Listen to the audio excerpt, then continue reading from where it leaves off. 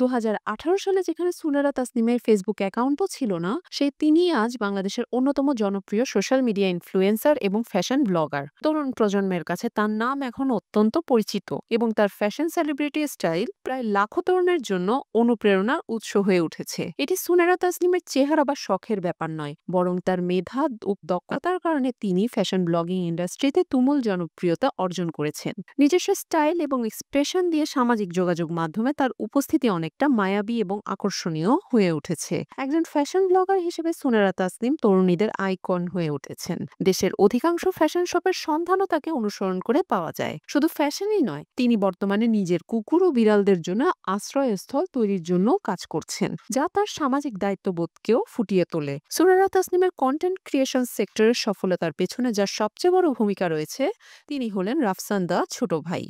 যদিও তাদের মধ্যে প্রেমের গুঞ্জন রয়েছে, তবুও সুনেরা এবং রাফসান এ বিষয়ে কিছু বলেননি। তারা নিজেদের সম্পর্ককে বন্ধু হিসেবে উপস্থাপন করে নেট দুনিয়ায় নিজেকে পরিচিত করেছেন। অনেকেই মনে করেন যে রাফসান হয়তো সুনেরাকে সাহায্য করেছেন, কিন্তু এটা সঠিক নয় যে একমাত্র রাফসানই তাকে সফলতার দিকে নিয়ে গেছেন। সুনেরা নিজেই তার মেধা, পরিশ্রম ও ধারাবাহিকতা নিয়ে আজকের এই সাফল্য অর্জন করেছেন। বর্তমানে সুনেরা তাসনিম বাংলাদেশের ফ্যাশন ব্লগিং ইন্ডাস্ট্রিতে এক অবিস্মরণীয় নাম।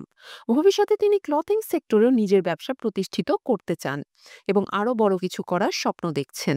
তার সফলতা এবং অসাধারণ ফ্যাশন সেন্স তাকে দেশের কন্টেন্ট ক্রিয়েশন ইন্ডাস্ট্রির বিউটিফুল কিউটি পাই হিসেবে প্রতিষ্ঠিত।